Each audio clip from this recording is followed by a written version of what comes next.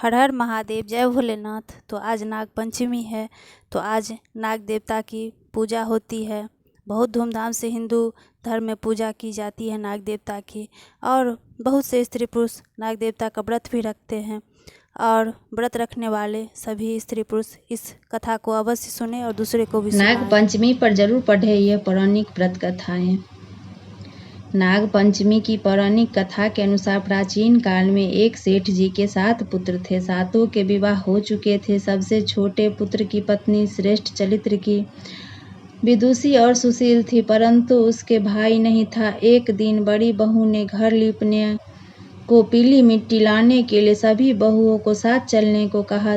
सभी दलिया और खुरपी लेकर मिट्टी खोदने निकल पड़ी। तभी वहां एक सर्प निकला, जिससे बड़ी बहू खुरपी से मारने लगी।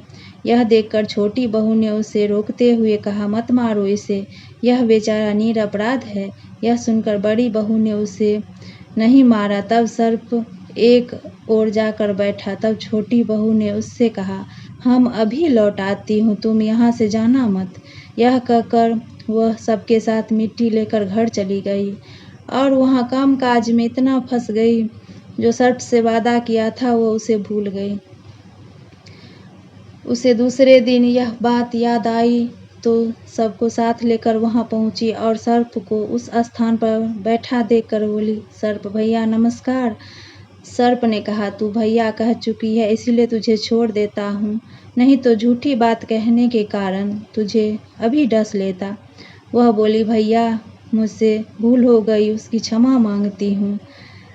तब सर्प ने कहा, अच्छा तू आज से मेरी बहन हुई और मैं तेरा भाई हुआ, तुझे जो मांगना हो मांग लो।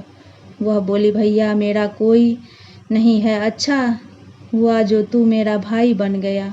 कुछ दिन व्यतीत होने पर वह सर्प मनुष्य का रूप रखकर उसके घर आया और बोला कि मेरी बहन को भेज दो। सबने कहा कि इसके तो कोई भाई नहीं था, तो वह बोला, मैं दूर के रिश्ते में इसका भाई हूँ, बचपन में ही बाहर चला गया था। उसके विश्वास दिलाने पर घर के लोगों ने छोटी को उसके साथ भेज दिया। उसने मार्ग में बताया कि मैं वही सर्प हूँ, इसीलिए तू डरना नहीं और यहाँ चलने में कठिनाई हो, जहाँ चलने में कठिनाई हो वहाँ मेरी पूँछ पकड़ लेना। उसके कहे अनुसार ही किया और इस प्रकार वह उसके साथ उसके घर पहुंच गई। वहां से धन ऐश्वर्य को देखकर वह चकित हो गई।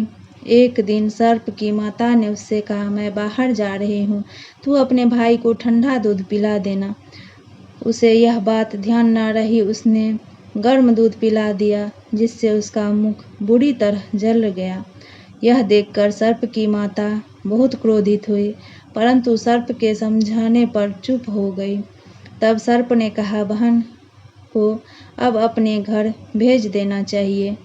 तब सर्प और उसके पिता ने उसे बहुत सारा सोना चांदी जवाहरात वस्त्र आभूषण आदि देकर उसके घर पहुंचा दिया। इतना ढेर सारा धन देकर बड़ी बहू ने इस ईर्ष्या से कहा, भाई तो बड़ा धनवान है, तुझे तो उससे और भी धन लाना चाहिए। सर्प ने यह वचन सुना तो सब वस्तुएं सोने की लाकर दे दी। यह देखकर बड़ी बहू ने कहा, इन्हें झाड़ने की झाड़ू भी सोने की होनी चाहिए। तब सर्प ने झाड़ू भी सोने की लाकर रख दी। सर्प ने छोटी बहू को हीरे का हार हीरा मणियों का एक अद्भुत हार दिया। उसकी प्रशंसा उस देश की रानी ने भी सुनी और वह राजा से बोली कि सेठ की छोटी बहू का हार यहाँ आना चाहिए। राजा ने मंत्री को हुक्म दिया कि उससे वह हार लेकर शीघ्र उपस्थित हो। मंत्री ने सेठ जी से जाकर कहा कि महारानी जी छोटी बहू का हार पहनेंगी, वह उससे लाकर मुझे दे दो। सेठ जी ने डर के कारण छोटी बहू से हार मंगा कर दे दिया। छोटी बहू को यह बात बहुत बुरी लगी। उसने अपने सर्प भाई को याद किया और आने पर प्रार्थना की, भैया रानी ने हार छीन लिया है, तुम कुछ ऐसा करो कि जब वह हार उसके गले में रहे तब तक के लिए वो सर्प बन जाए, और जब वह मुझे लौटा दे, तब हीरे और मणियों का हो जाए। सर्प ने ठीक वैसा ही किया। जैसे ही रानी ने हार पहना वैसे ही वह सर्प बन गया। यह देखकर रानी चीख पड़ी और रोने लगी। यह देखकर राजा ने सेठ के पास खबर भेजी कि छोटी बहू को तुरंत भेजो। सेठ जी डर गए कि राजा ने न जाने क्या करेंगे।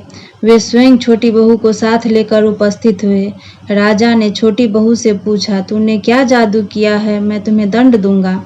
छोटी बहू बोली, राजन धृष्टता क्षमा कीजिए, यह हार ही ऐसा है कि मेरे गले में हीरों और मणियों का रहता है और दूसरे के गलों में सर्प बन जाता है। यह सुनकर राजा ने वह सर्प बना हार उसे देखकर कहा, अभी पहन कर दिखाओ। छोटी बहू ने जैसे ही उसे पहना वैसे ही हीरे और मणियों का हो गया।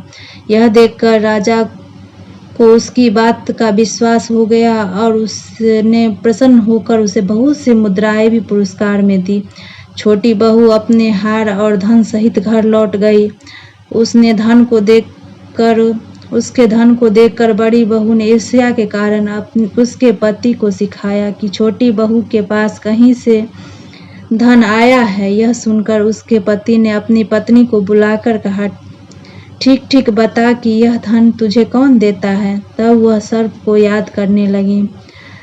तब उसी समय सर्प ने प्रकट होकर कहा कि यदि मेरी धर्म बहन के आचरण पर संदेह प्रकट करेगा तो मैं उसे डस लूँगा।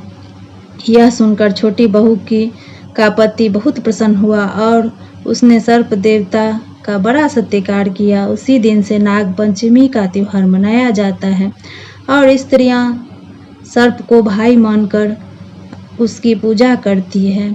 हर हर महादेव।